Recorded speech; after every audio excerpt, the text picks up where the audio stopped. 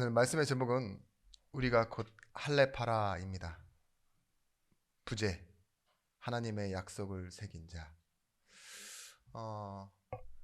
제목을 정해놓고 보니까 좀 그래요. 우리가 할례파라. 분명히 성경 이렇게 1절에 3절에 나와 있는 말이죠. 근데 제목을 정하는데도 한참 고민했지만 정해놓고 지금까지는 생각이 없었는데 예배를 기다리면서 기도하고 이렇게 앉아있다 보니까 마치 그 영화의 한 장면이 생각나더라고요. 너 어디 식구요? 이렇게 물어보면 뭐라고 그러죠? 사거리 식구다 막 이렇게 얘기하고 무슨 파다 이러잖아요. 그런 것처럼 나는 할례파다 막 이런 식으로 이렇게 좀 어감이 그래서 고민이 됐었는데 다행히 옆에 부제가 있습니다. 하나님의 약속을 새긴 자. 지난주 우리 빌립보서 말씀을 볼 때 내가 변화받은 교회, 나로 변화되는 교회를 말하면서요. 디모데와 에바브로디도를 말씀드렸습니다. 이 에바브로디도라는 사람이 어땠냐?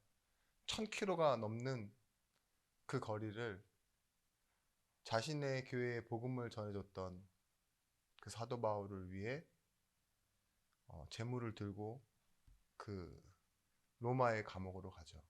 걸어서 갑니다. 목숨을 내놓고 간 거예요. 근데 가서도 바울과 함께 감옥 안에서 함께 생활하고 결국은이 아니죠. 좀 몸이 아파서 죽을 만큼 아픈 그런 일이 생겼는데 다행히 하나님의 은혜로 나았다고 합니다. 그렇지만 뭘 더 걱정하느냐? 자신이 아팠다는 소식을 듣고 걱정할 교인들을 더 걱정하는 에바브로디도의 모습을 보면서 이렇게 말씀드렸어요. 그런 교회에 있는 한 사람이 제자가 교회와 삶의 흐름을 바꾸는 시작점을 만들었다고. 그래서 빌립보 교회로 인해서 바울은 변했고 또한 바울로 인해서 빌립보 교회는 변화가 되었죠. 근데 오늘은 어떤 부분에 대해서 얘기하고 있느냐? 주의해야 될 것. 이 바울이 이 디모데와 에바브로디드처럼 삶의 중요한 흐름과 시작점을 만드는 변화를 만드는 사람이 있다면 오늘은 복음의 다른 것을 섞어 뭐가 돼요? 교회가 분열되게 하는 그런 사람들에 대한 경고를 하고 있어요. 할례가 뭐냐? 여러분도 알고 있다시피 구약에서 할례는 언약의 백성들이 받은 약속의 증표입니다. 그렇기 때문에 남자의 표피 있죠. 지금의 포경수술인데 그 행위를 함으로써 뭐예요? 우리는 확실하게 약속을 받았고 이 표피를 끊어내면서 뭐예요? 컷 오프입니다. 떨어져 나갔다 이거예요. 나는 죽었다. 이런 의미가 있습니다.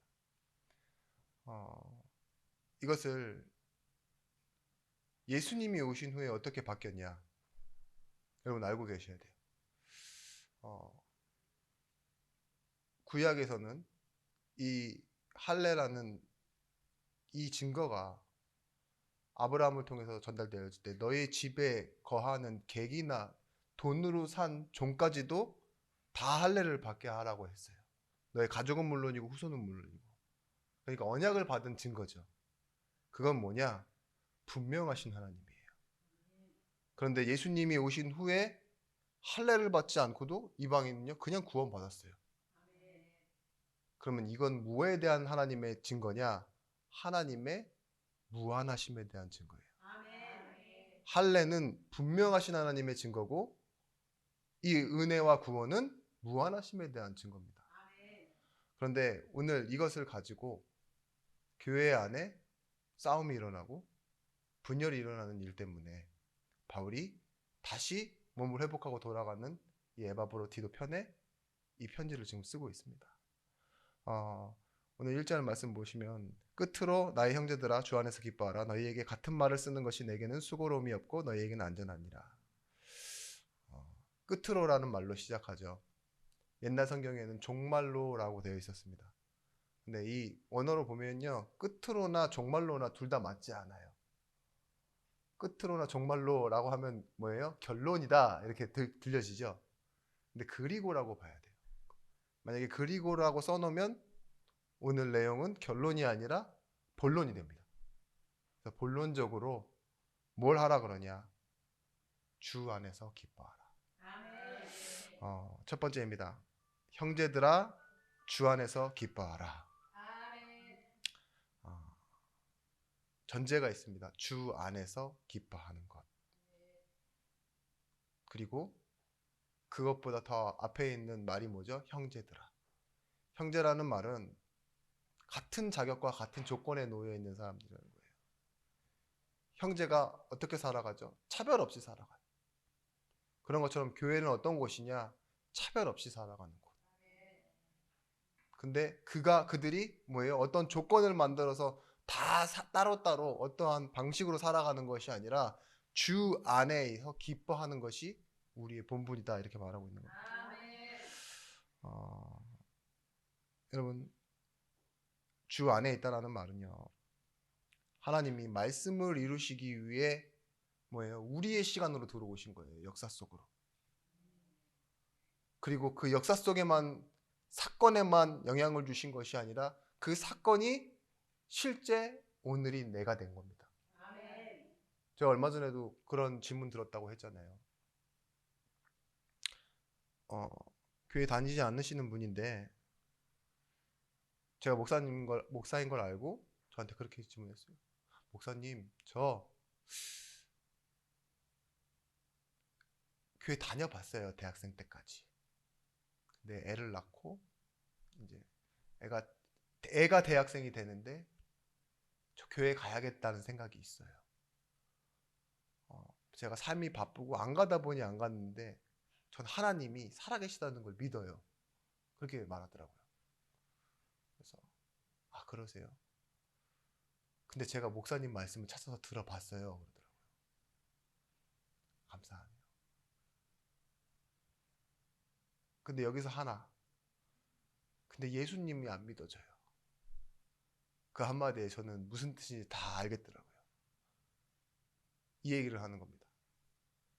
나와 정말 멀리 있는 사건이잖아요. 역사적으로도 거리적으로도. 우리나라의 종교도 아니고 저 먼 이스라엘에서 그것도 2000년 전에 일어났던 그 사건이 어떻게 나와 관계가 있을 수 있습니까? 그 질문하는 거 맞죠? 맞대요.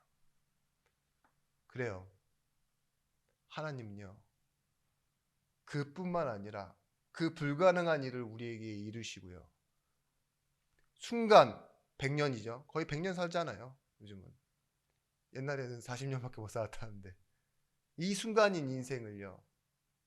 하나님이 붙잡으셔서 영원한 하나님의 나라의 시간표로 붙이시는 거예요. 그걸 보고 구원 받았다고 합니다. 구원은 우리의 행위로 받는 것이 아니라 하나님의 은혜로 받는 것이며 이 살아가는 하나님의 시간표에서 봤을 때 영원이라는 시간표를 가진 하나님께서는요. 우리의 순간 같은 아주 짧은 지나가는 인생에 행위로 판단하지 않으시고 믿음을 주시고 하나님이 함께 하시고 그 함께 하심이 결국은 영원한 함께 하심으로 나타나는 거예요. 단순히 뭐 천국에 간다. 우리는 모르는데 그런 의미가 아닙니다. 우리에게 실제 죽었던 너희를 살리셨도다 했던 것처럼요. 생명이 되셨고 영접하는 자, 곧 그 이름을 믿는 자들에게 하나님의 자녀가 되는 권세를 주셨다 했던 것처럼 죄인이었던 나를 하나님의 자녀로 그러면서 어둠 속에 있던 나를 하나님의 빛을 말하는 빛의 선전자로 분명히 불러주셨다고 말하고 있어요. 기억하셔야 됩니다. 예전에는 그렇게 살아야 돼요. 나를 지키고 내가 가진 것을 지키며. 그런데 하나님께서요. 우리를 죄와 사망의 법에서 생명의 성령의 법으로 옮겨 놓으셨대요. 이것이 주 안에서입니다. 더 이상 죄와 사망의 법이 나를 건들지 못하는 곳에 있는 거예요. 항상 기뻐하라, 쉬지 말고 기도하라, 범사에 감사하라. 이것이 그리스도 예수 안에서 너희를 향한 하나님의 뜻이니라. 주 안에서만 사람은 항상 기뻐할 수 있고요. 주 안에서만 쉬지 않고 기도해도 되고요. 주 안에서만 감사할 수 있습니다. 인간의 주제는 행복입니다. 행복. 그 행복이 어디서 나냐? 원래 지으신 하나님과의 나와의 화목, 관계가 회복되어질 때 우리는 행복한 존재가 됩니다. 같은 말이 반복되죠. 지난주에도 말씀드렸어야 되는데 내용이 좀 분산되니까 안 말씀드렸는데 2장 19절 말씀에도요. 내가 디모데를 너에게 속히 보내기를 주 안에서 바람은 너희의 사정을 알므로 안내를 받으려 함이니. 2장 24절 말씀에도요. 나도 속히 가게 될 줄을 주 안에서 확신하노라. 그냥 나도 그 속히 가게 될 것을 확신한다 이렇게 되면 되는데 이 한마디 빨리 움직이는 것에도 뭐라고요? 주 안에서 확신한다. 2장 29절 말씀에 그러므로 너희가 주 안에서 모든 기쁨으로 그를 영접하고 또 이와 같은 자들을 존귀히 여기라. 보십시오. 주 안에서 모든 기쁨으로 이와 같은 자들을 귀하게 여기라 하는데도요. 사람 귀하게 여기는 것도 주 안에서. 움직이는 것도 주 안에서. 사정을 아는 것도 주 안에서. 다 이렇게 말하고 있어요. 이 같은 말의 반복 속에서 우리가 알아야 할 것이 있습니다. 뭐냐? 이렇게 반복하는 것이 안전하니라. 안전하다는 의미를 사전에서 찾아보시면 이럴 겁니다. 위협이나 어떠한 이 사고의 발생이 없다 이런 뜻이 안전인데 교회가 안전한 것은 뭐냐? 주 안에서예요. 잠언서 18장 10절 말씀에 여호와의 이름은 견고한 망대라 의인은 그리로 달려가서 안전함을 얻느니라.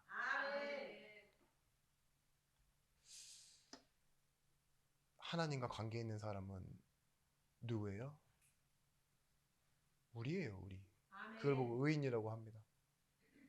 혹시 여러분 누가 막 쫓아와요.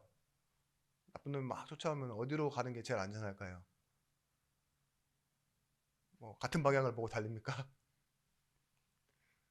경찰서로 달리고 그렇죠. 집도 위험해요. 요즘은 경찰서 쪽으로 가잖아요. 경찰서 사람들 많은 곳.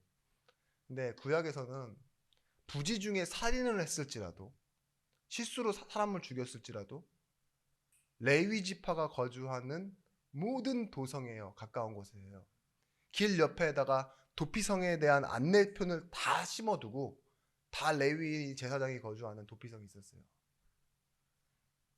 그래서 언제든지 거기 가서 숨더라고. 원수가 와도요. 그 제사장과 그 안에 있는 사람들이 다 막아서줘요.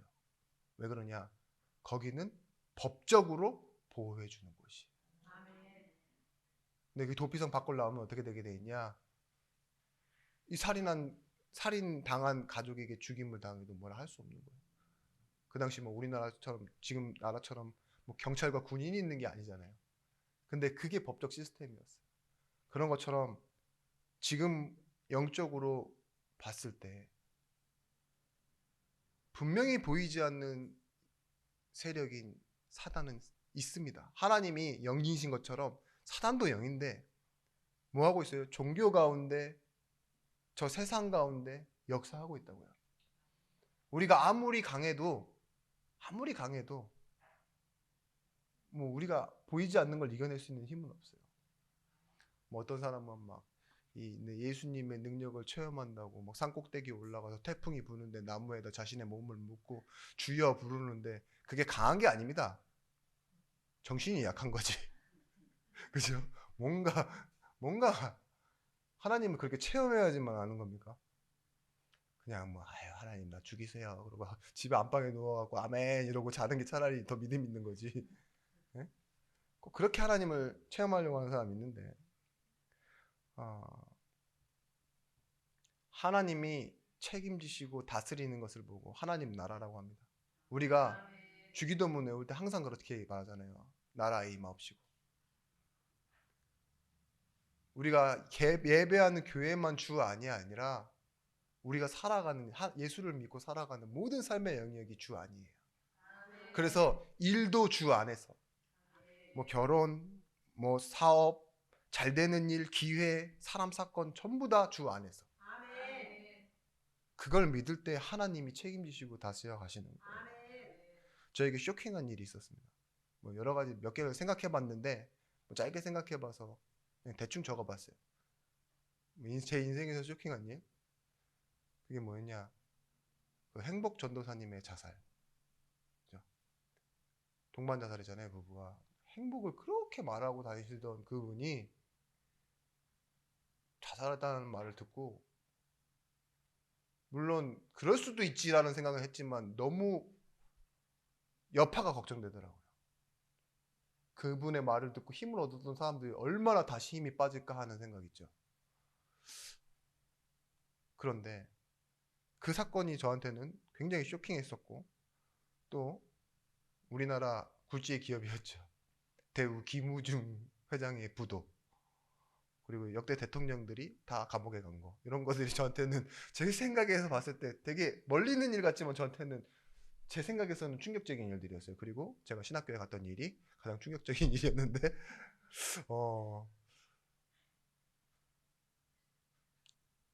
여러분,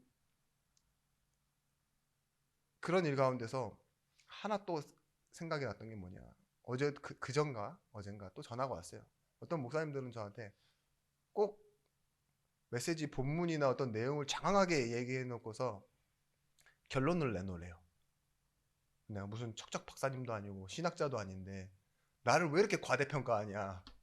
근데 제가 호구라서 금방 이걸 또 생각하고 고민을 해요. 그리고 굉장히 최대한 함축적인 것보다도 웃긴 형식으로 웃긴 형식으로 이거를 이렇게 답을 주거든요. 그럼 또 자기네들이 알아서 편집을 하는데, 어, 그거예요. 십계명에 대한 결론을 내달라. 그래서 한 계명 한 계명에 대해서 의미를 살짝 말하고 있는데 그렇게 하지 말래요. 그냥 10계명에 대한 결론을 내놓으래요. 여러분, 10계명에 대한 결론이 뭔지 아십니까?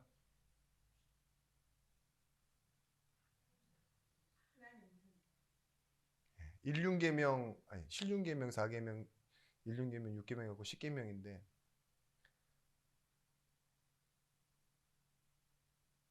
저는 그렇게 적어봤어요. 뭐였냐? 오늘 이 말씀이 있어서 그랬는지 모르겠습니다.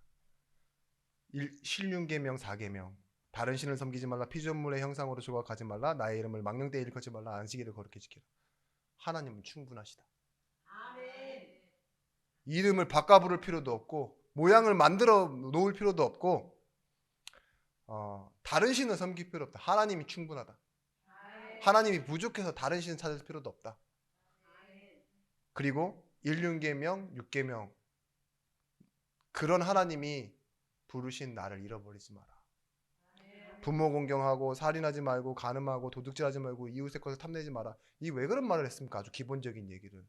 하나님은 하나님 자녀에게 이걸 주십니다.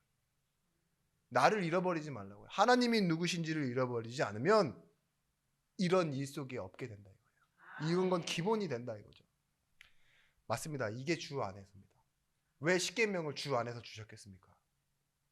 하나님이라는 기준과 그 하나님이 부르신 나, 이 응답을 가지고 살아가게 됩니다. 기뻐할 것에 대해서 말했다면 두 번째, 오늘 본문에 있는 주의해야 할 것이 있습니다. 삼가라 라고 말했던 주의해야 될 것이죠. 빌립보서 3장 2절 말씀에 개들을 삼가고 행악하는 자들을 삼가고 몸을 상해하는 일을 삼가라. 개들을 삼가라. 욕처럼 들리시죠?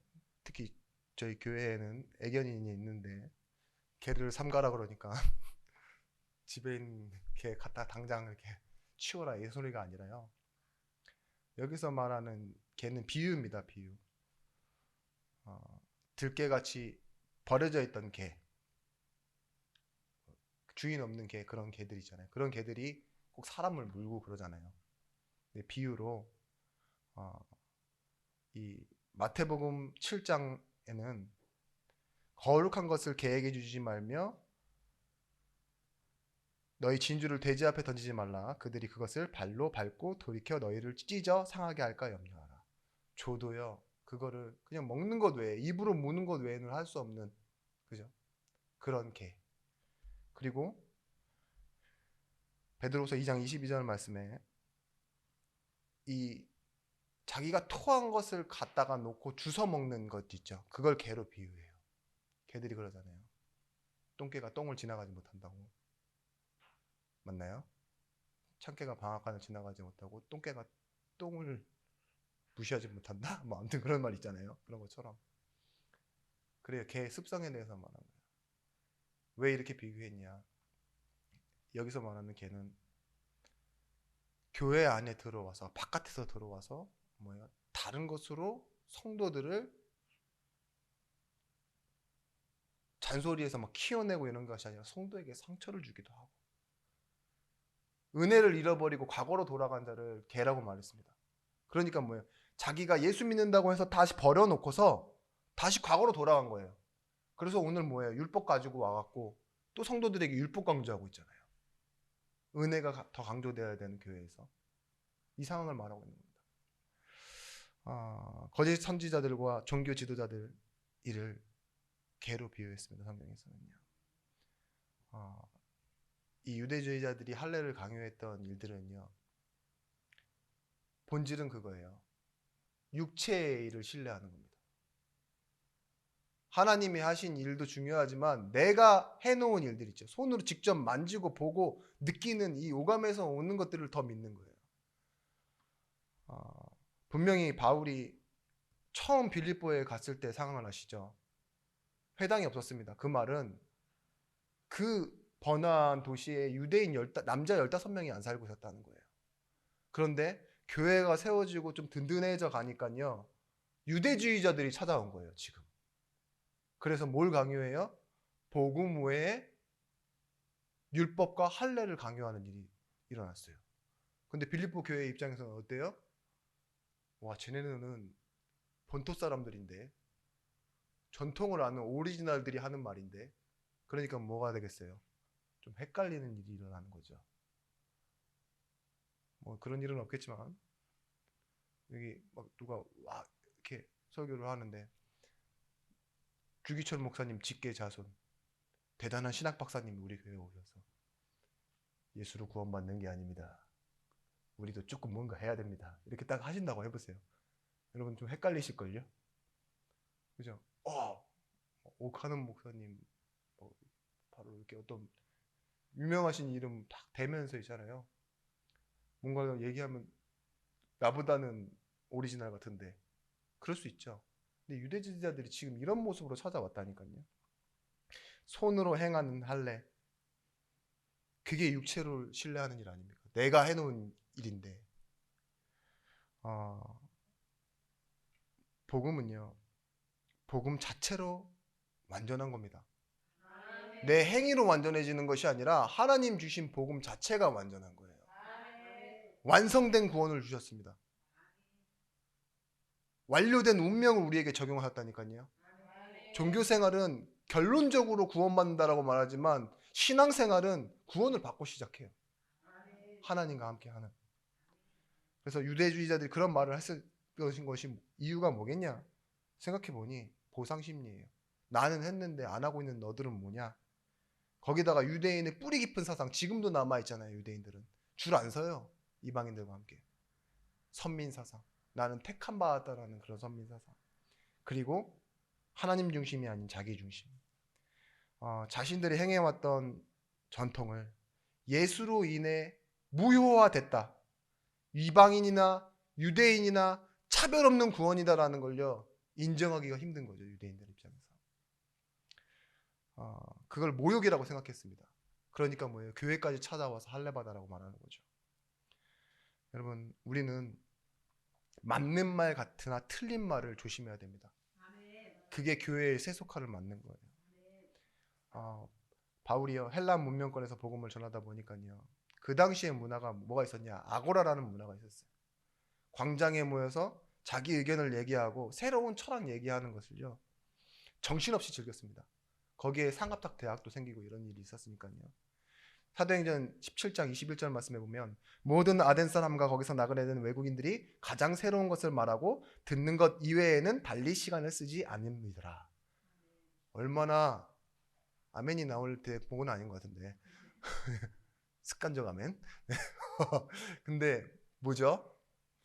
이 내용 보시면 듣는 것 외에는 다른 것을 시간을 쓰지 않는다라는 건 뭐예요? 지금 눈빛이 호기심 가득이 돼 있는 거예요. 헬라 문화권에서. 그 스토어 철학이 어디서 나왔다 그랬냐? 이때 나온 거예요. 스토어가 뭐예요? 상점이잖아요. 이 모든 것들이 문화가 돌아가는. 그러니까 스토어 철학자들이 이 안에서 막 변론을 하고 뭐예요? 바울이라는 스토어를 이용해서 자신들의 뭔가를 광고를 실으려고 했어요. 그러니까 바울이 그걸 거절하잖아요. 그리고 텐트 만들러 간 거예요. 저번에도 한번 얘기했었는데 새로운 지식과 정보 얻는 것이 인생에는 즐거움이 있어요. 여행 다니는 것처럼. 그죠? 근데 오늘 이 말씀 분위기를 보시면 아시겠지만 이런 것 하는 이외에는 다른 것엔 시간을 전혀 쓰지 않을 만큼 뭐예요? 쑥 빠져들어가 있어요. 그 말은 뭘까요? 여러분의 유튜브를 얘기하고 있는 겁니다. 카카오톡, 스마트폰. 이것 외에는 아무것도 신경 쓰지 않아요. 막 쿠팡, 막 이죠. 여러분의 그 관심사 있죠? 네이버의 키워드, 그게 여러분의 인생이에요. 뭐 여러분 네이버에 뭐 주와 함께 써져 있을 것 같습니까? 절대 그렇지 않아요. 에? 헌금 많이 하는 법 이렇게 써져 있는 사람 없어요. 우리가 새로운 지식과 정보를 얻는 것도 중요하나, 그죠? 진짜 중요한 것은 뭐냐? 참된 시작을 아는 것에서 우리의 인생의 균형이 잡히기 시작해요. 아멘. 오늘 이 말씀 드리려고 이렇게 1번과 2번과 서론이 길었던 겁니다. 세 번째입니다. 참된 시작. 거기에서 균형이 잡히기 시작합니다. 구원은요, 다른 것이 아니라요. 단순히 인생이 새로운 국면에 접어드는 것이 아니라 하나님 말씀에 뭐라고 되어 있냐? 거듭남이라고 되어 있어요. 완전히 새롭게 태어난 게 구원입니다. 그래서 우리의 죄의 몸은 십자가에서 죽었습니다. 아까 말씀드렸죠. 그 멀리 있었던 사건, 그 오래전에 있었던 그 사건이요. 내 인생과 연합했어요. 그리스도께서 하늘에만 계신 분이 아니라 내 마음, 내 속에 들어와 거하시고 나를 성전 삼고 계세요. 그죠? 이 연합이요. 뭐예요? 거듭남이에요. 이전에 있었던 운명 상태가 아니라고요. 어디서 와서 어디로 가는지 모르고 가봐도 어떻게 될지 모르는 그 운명이 아니라 뭐예요? 시작은 하나님이 하셨고 끝은 그리스도 예수의 날까지 분명히 이루신다라고 빌립보서 1장 6절 말씀 나와 있어요. 가장 크고 중요한 사건이 예수 그리스도의 십자가 사건인데 이걸 뭐라고 하냐? 십자가의 할례 사건이라고 말합니다. 뭐 하셨어요? 아담의 후손을 끊어내다 이거예요.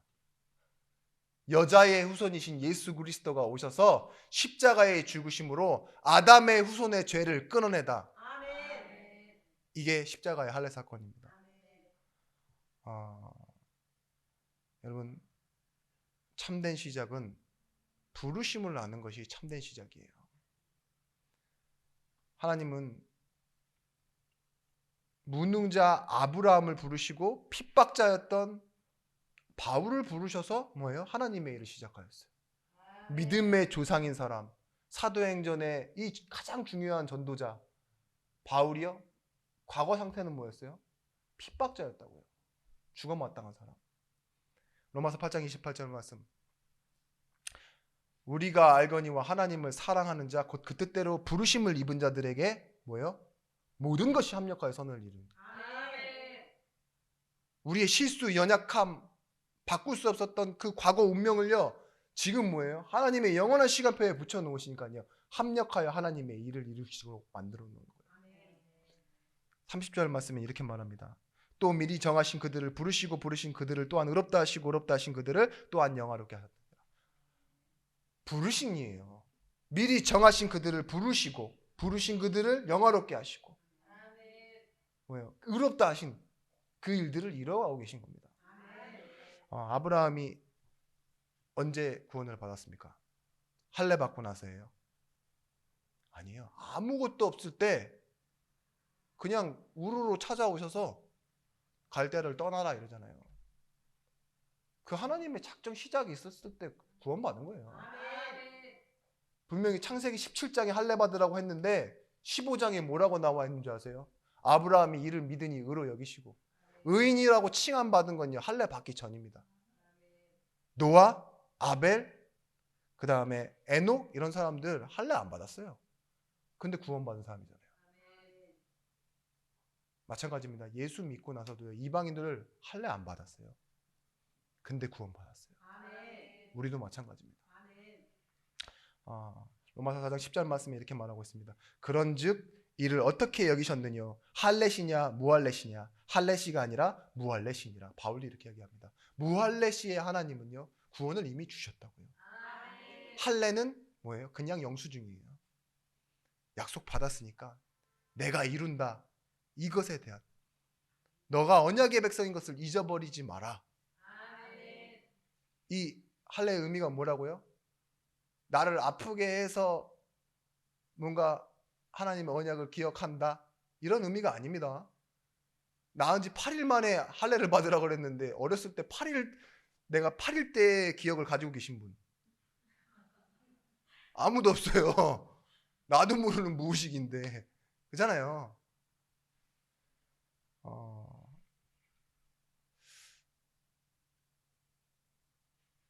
할례 받는 것이 구원받은 것이면요 예수님 오른편에 구원받은 강도는 구원 못 받았습니다. 그 유대주의자 율법주의자는 할례 받고 율법 다 지키고 금식하고 구제하고 그래서 구원받는다고 하는데 예수님 오른편 강도는 뭐 했어요? 내가 주와 함께 있기를 원합니다.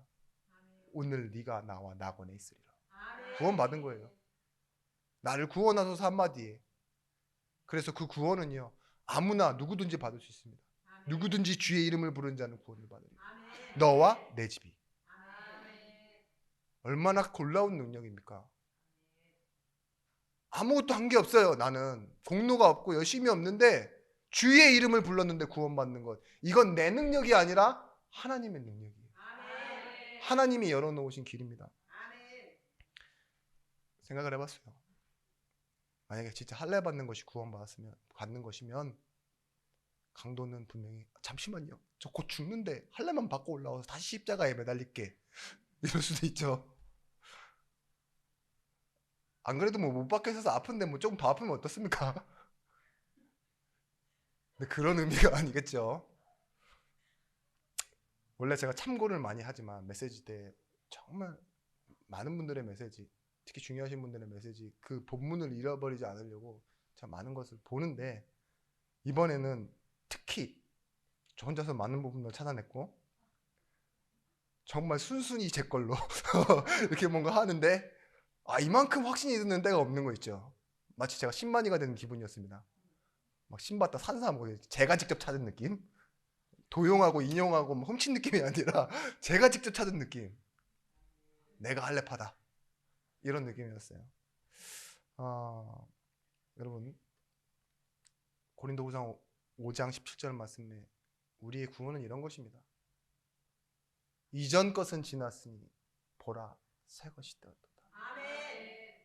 그래요. 이전 것은 지나간 거예요. 근데 새 것이 왔는데 보지 못하면 안 돼요. 여기서 주어는 보라예요. 보라. 우리는 볼 수 있으면 돼요. 지나가는 것을 볼 수 있으면 되고 새 것이 된 나를 찾으면 됩니다. 결론은 이렇습니다. 하나님의 성령으로 봉사하며 그리스도 예수로 자랑하고 육체를 신뢰하지 않는 우리가 곧 할례파니라. 할례파를 결론으로 말씀드리면 이 할례파가 뭐예요? 언약을 내 안에 새기고 기억하고 있다는 거 아니에요. 마찬가지입니다. 내가 할례파라. 바울이 이렇게 얘기하는 건요. 성령으로 봉사하고 그리스도 예수를 자랑하고 육체를 신뢰하지 않는 일이 내가 약속을 새긴 일과 같다 이거예요. 그게 할례파의 일이라는 거예요. 교회 안에서 예배하는 걸 성령으로 봉사한다고 합니다. 사회적인 봉사가 아니라 진짜 예배하고 교회 안에서 진짜 내가 말씀을 듣는 것, 그리고 그리스도 예수를 자랑하는 것. 내가 예수 믿는다는 증거는요, 내 의지적 생각으로 예수 믿는다라고 말하고 교회 추석 잘하는 게 예수 믿는 게 아니라요, 나를 통해 하나님이요 다른 영혼을 구원하신다는 거 믿고요, 함께 하시겠다고 하신 약속 믿고 전도 현장에 가는 거예요. 아멘. 나에게 구원하신 이유는 나의 주변에 있는 사람에게 복음을 주기 위해서. 그 이유입니다. 아브라함처럼 나를 부르셨다. 아멘. 믿음의 조상이 뭐예요? 그렇게 부름 받아서 그렇게 가는 거예요. 하나님의 언약 따라. 그래서 여러분, 우리 교회 형편, 내 자신의 어떠한 연약함, 그걸 보지 마시고 창조주이신 분, 전능자이신 분, 그 하나님이 지금 이 시대와 내 인생의 삶에 요청을 주고 계시다니까요. 아멘. 시대의 요청과 하나님의 소원을 우리 마음속에 두셨습니다. 그래서 우리는 뭐 하면 되느냐? 육체의 일을 신뢰하지만 않으면 돼요. 육체의 일이 뭐예요? 손으로 이룬 것, 배경을 가지고 나아가는 거 있죠. 그러니까 그때는 할례, 손으로 몸에 상처를 주는 할례나 뭐 이런 것들로 자기를 증명했지만 지금 증명은 뭐예요? 열심히 일해서 돈 번 거, 학위 쌓은 거, 이력 쌓은 거, 뭐 스펙, 라이센스 이런 거 있죠. 중요합니다. 근데 교회 안에서는 아무것도 아니에요. 왜냐? 주 안에서 우리는 형제이기 때문에. 아멘. 형제가 뭐 검사면 어떻고, 예? 살인자면 어떻습니까? 운명적으로 한 아버지와 사랑할 수밖에 없는, 사랑해야만 하는 존재인데, 그렇죠? 그래서 저 구원파 이런 신천지 이런 사람들 보시면 전부 복의 수단과 교리와 뭐 이런 것들이 육체적인 일을 신뢰하는 것에서 좀 베이스가 많아요. 들은 바에 의하면. 근데 한편으로는 저도 항상 그렇게 생각해요. 내가 이들의 종교를 오해하고 있을지도 모른다. 나도 모르니까. 대신에 알고 모르고 더 많이 알고 심각하고 이게 중요한 게 아니라요. 하나님 입장에서 보십시오. 종교는 다 똑같아요. 기독교도 종교라면 똑같은 겁니다. 영혼은 다 똑같아요. 하나님 보실 때는요, 다 구원받아야 되는 사람이에요. 아멘. 틀리다, 안 맞다로 나누는 것이 아니라요, 하나님이 우리를 향한, 그리고 그들을 향한 계획을 가지고 계세요. 아멘. 죄송한 말이지만 수님도 구원받아야 돼요. 예수 믿어야 돼요. 그렇죠?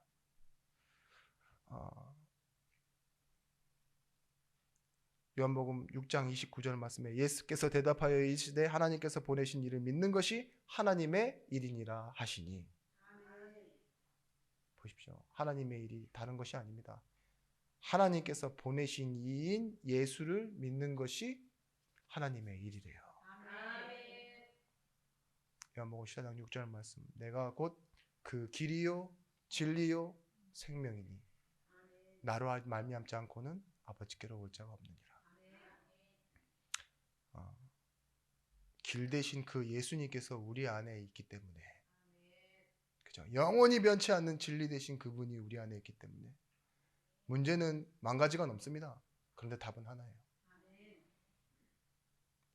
생명, 나를 살게 했고 다른 사람을 살릴 수 있는 그 생명을 우리에게 주셨기 때문에 우리 여러분들은 그 하나님의 약속을 믿고 당연히 살아가고 주 안에서 기뻐하시면 됩니다.